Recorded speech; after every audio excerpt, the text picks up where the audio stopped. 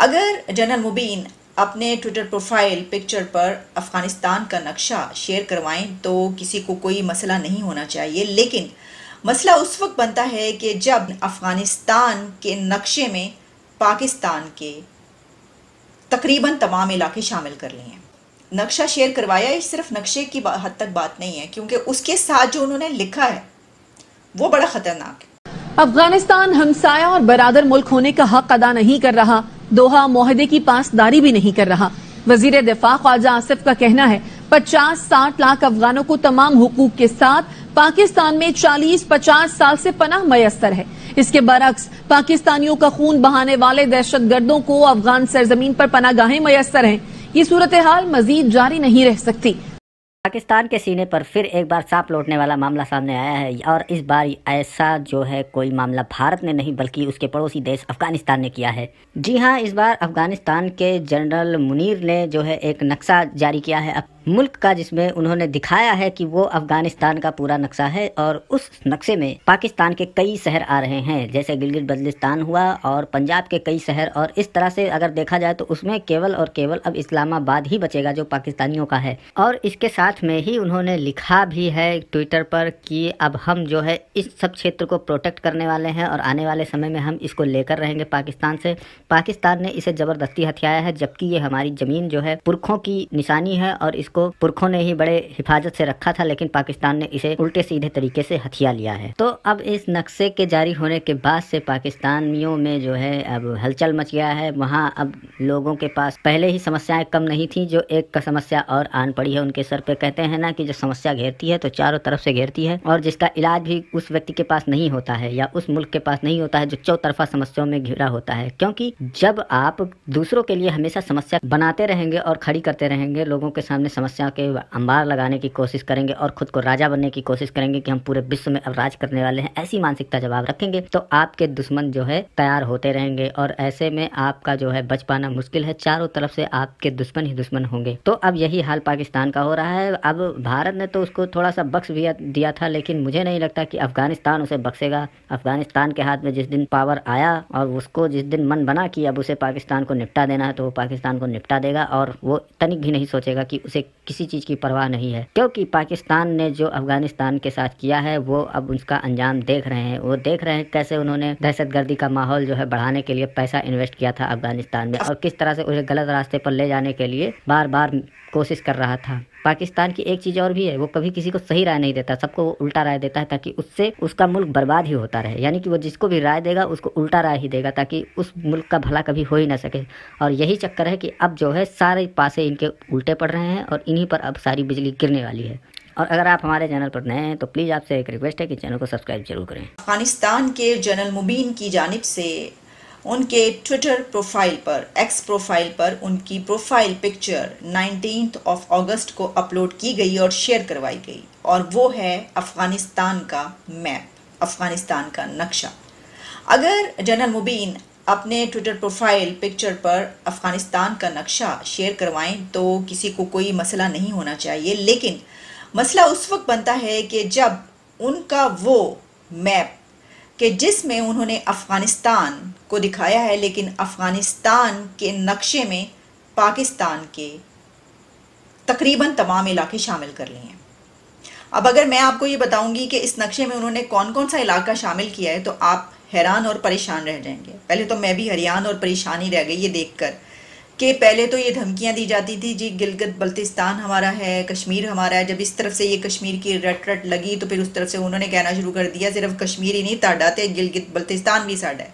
अच्छा, फिर कोयटा, बलोचिस्तान और गवादर ये सब की तो बात होती है, लेकिन जो उन्होंने अपना मैप लगाया है उसके अंदर गवादर, बलोचिस्तान, कोयटा, लोरालाई, खैबर पख्तूनख्वा, KPK और डेरा गाजी खान तक यानी पंजाब के इलाके भी शामिल कर लिए। यानी कि जो पाकिस्तान का वो नक्शा रह गया उसमें इस्लामाबाद ही नज़र आ रहा है, पाकिस्तान में इस्लामाबाद नज़र आ रहा है।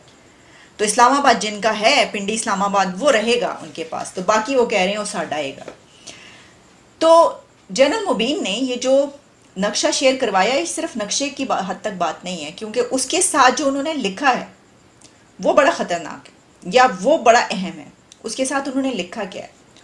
उन्होंने अपनी लैंग्वेज में ही लिखा है, लेकिन जब आप उसको ट्रांसलेट करते हैं तो आपको पता ही चलता है कि वो ये कह रहे हैं कि ये जो ज़मीनें हैं ये उनके आबाओ अजदाद, उनके पुरखों की ज़मीन हैं, उनकी अचीवमेंट्स हैं, उनकी फतूहात हैं। यानी कि वो गज़नी से लेकर अब्दाली तक और जितने उनके हीरोज़ अभी तक आए हैं, जिनको अपना हीरो कह रहे हैं, उन्होंने जितनी भी फतूहात की हैं और जितनी भी ज़मीनें उन्होंने फ़तह की हैं वो सब की सब उनकी हैं। और उनका कहना ये है कि अब हम इसको प्रोटेक्ट करेंगे। बाकायदा उन्होंने ये बात की, अचीवमेंट्स का है, उसको कहा प्रोटेक्ट करेंगे हम इसको।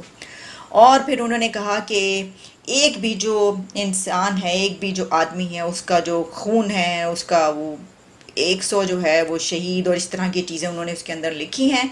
और साथ ही उन्होंने कहा कि इसको जो है वो आने वाले दिनों में भी हम ये हमारे हैं और हम इन इलाकों को, इनकी हिफाजत करेंगे।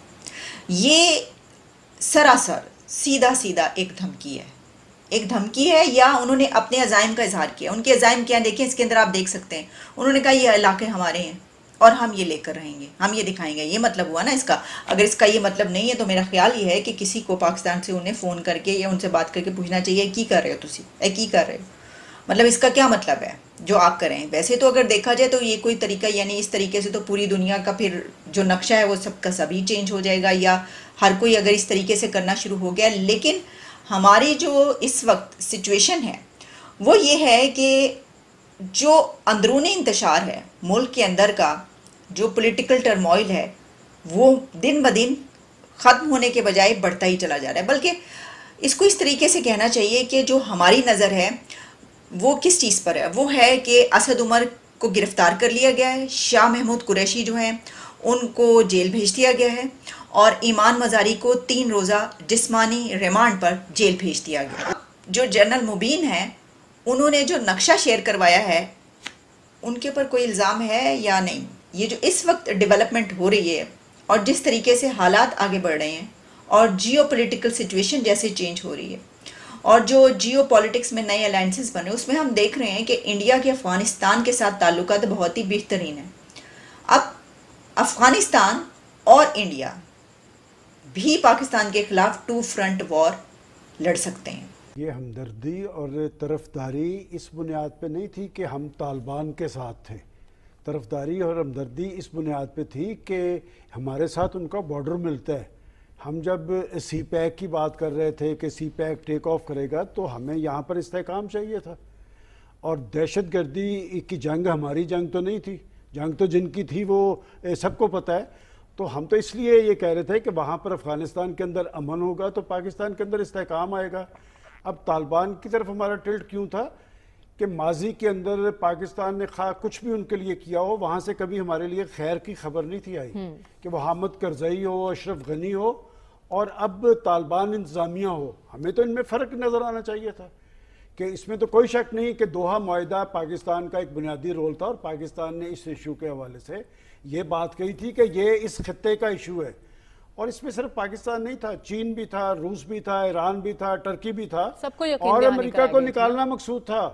वो फंस गए थे, वो भी निकलना चाहते थे वहां से, इसलिए कि वो तो आए थे 52 मुल्कों के साथ तसल्लुत जमाने के लिए। ना वहां पर बरतानिया तसल्लुत जमा सका, ना वहां पर अमेरिका तसल्लुत जमा सका।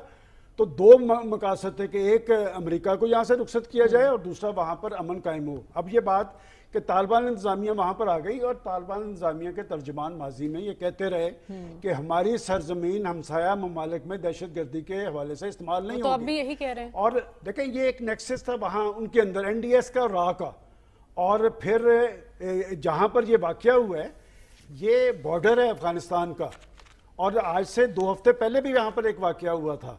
और ये इलाका क्यों है, इसके साथ आपकी रोड्स बन रही हैं, वो तो सी पैक की रोड्स हैं। सी पैक या ग्वादर की बंदरगाह वो किसको हजम नहीं हो पा रही, क्यों कर नहीं हो पा रही। लेकिन मसला ये है कि जब हम ये कहते हैं कि तालिबान की अपनी वहां पर रिट रही है, जरा थोड़ा सा ना उनके अंदर भी देखें। वो तो तेल निकालने की बात कर रहे हैं, वो तो अपनी माशी सूरत बेहतर करने की बात कर रहे हैं। लेकिन अगर वो ये पनाह गाहें वहां पर मौजूद हैं और ये वहां से आ रहे हैं, तो फिर मैं समझता हूं कि पाकिस्तान के सिपा सालार ने दुरुस्त कहा है और जुर्रत से कहा है कि आपकी सरजमीन अगर इस्तेमाल होगी, ये लफ्ज़ बड़ा पहली दफ़ा आया कि फिर रद्द अमल होगा। और आज वजीर दिफा ने भी ये बात की है। देखिए बात ये, हमें अपने मफादात देखने चाहिए।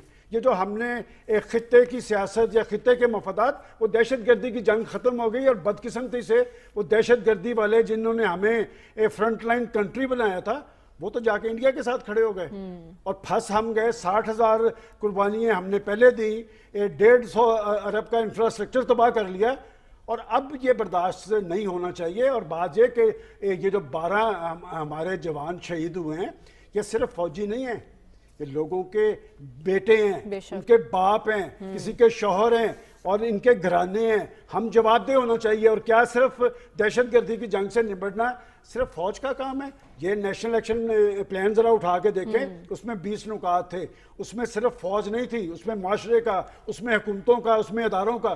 क्यों नहीं वो नेशनल एक्शन प्लान पर आज तक अमल दरामद हुआ? मैं समझता हूं कि अगर आपने पाक सरजमीन को इस सारी दहशतगर्दी इंतहापसंदी से पाक करना है तो मरबूत पॉलिसी होनी चाहिए और मौसर इंटेलिजेंस नेटवर्क होना चाहिए। बात यह कि हम इस तरह की रोज रोज की कुर्बानियों के मुतम्मल नहीं हो सकते।